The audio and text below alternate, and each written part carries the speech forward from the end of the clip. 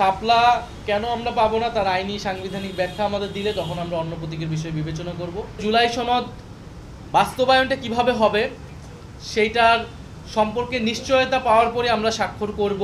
বিভিন্ন জায়গায় দেখতে পাচ্ছি, শুনতে পাচ্ছি যে প্রশাসনের বিভিন্ন ভাগবাটোয়ারা হচ্ছে। তত্ত্বাবধায়ক সরকার জুলাই সনদে আসবে গণভোটের পরে এই বিষয়ে আসলে চূড়ান্ত হওয়া সম্ভব। এর আগে তত্ত্বাবধায়ক সরকার যাওয়ার কোনো ধরনের আসলে সুযোগ নেই। বিচারের একটা রোড ম্যাপ আমরা চেয়েছি যে নির্বাচনের আগে যাতে বিচারের একটা রোড ম্যাপ প্রকাশ করা হয়। আমরা আজকে দেখেছি যে আন্তর্জাতিক অপরাধ ট্রাইব্যুনালে মানবতা বিরোধী অপরাধের সাথে সংশ্লিষ্টতা এবং অভিযোগের কারণে সেনাবাহিনীর কয়েকজন সদস্যকে আদালতে আনা হয়েছে। আমরা এটাকে সাধুবাদ জানিয়েছি এবং সরকার এবং আন্তর্জাতিক অপরাধ ট্রাইব্যুনালের প্রতি আমরা ধন্যবাদ জ্ঞাপন করি যে ন্যায় বিচারের একটি ধাপ আমরা আগাচ্ছি।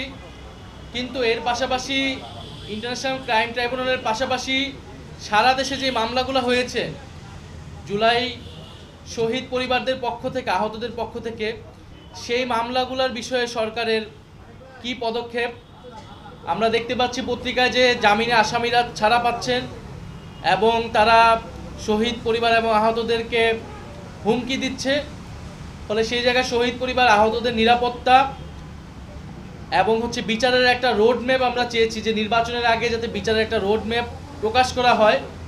যে প্রায় 800 মতো মামলা হয়েছে, এই মামলাগুলোর এখন অবস্থা কী এবং সেগুলো কিভাবে পরিচালিত হবে, কতদিনের মধ্যে সেটা কোন প্রক্রিয়ায় সম্পন্ন হবে। জুলাই সনদের শুধু কাগজে মূল্যে আমরা বিশ্বাসী নই। ফলে জুলাই সনদ বাস্তবায়নটা কিভাবে হবে সেইটার সম্পর্কে নিশ্চয়তা পাওয়ার পরে আমরা স্বাক্ষর করব।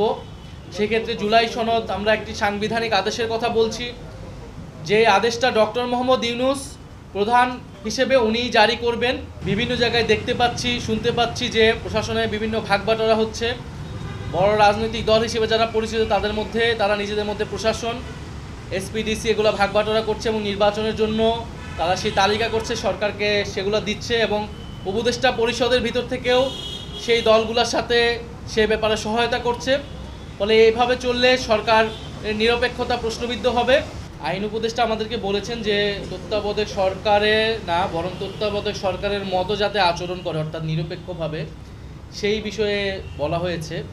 তত্ত্বাবধায়ক সরকারের বিষয়টা কিন্তু জুলাই সনদের আওতাধীন। সে বিষয়ে ঐকমত্য কমিশনে আলোচনা হয়েছে তত্ত্বাবধায়ক সরকার কিভাবে গঠিত হবে এবং কোন প্রক্রিয়ায় গঠিত হবে, সেখানে নোট অফ ডিসেন্টের বিষয়টা আছে। ফলে তত্ত্বাবধায়ক সরকার জুলাই সনদে আসবে গণভোটের পরে এই বিষয়ে আসলে চূড়ান্ত হওয়া সম্ভব। এর আগে তত্ত্বাবধায়ক সরকার যাওয়ার কোনো ধরনের আসলে সুযোগ নেই। ফলে এই কথা যদি বলে থাকে যারা, তাদের কোনো ধরনের দুরভিসন্ধি রয়েছে।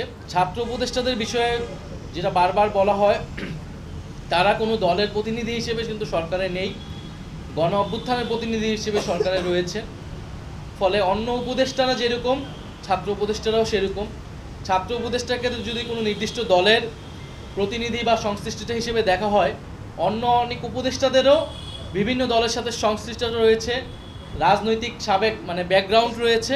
ফলে সেই বিষয়গুলোও সরকারকে বিবেচনা করতে হবে। কারণ সরকার যখন গঠিত হয়েছিল বিভিন্ন দলের রেফারেন্সে কিন্তু এই উপদেষ্টা পরিষদ গঠিত হয়েছে এবং তারা এই সরকারের ঠাঁই পেয়েছে।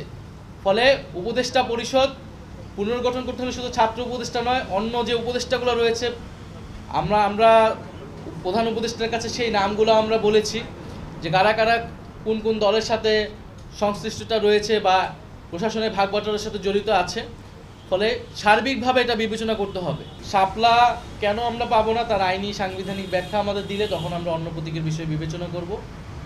তার এখন তো সেটা যদি নির্বাচন কমিশন না দেয়, তার মানে সেটা শুধু প্রতীকের ইস্যু না, এটা নির্বাচন কমিশনের নিরপেক্ষতার প্রশ্ন। নির্বাচন কমিশন ন্যায় বিচার করছে কিনা একটা দলের সাথে, সেটার প্রশ্ন।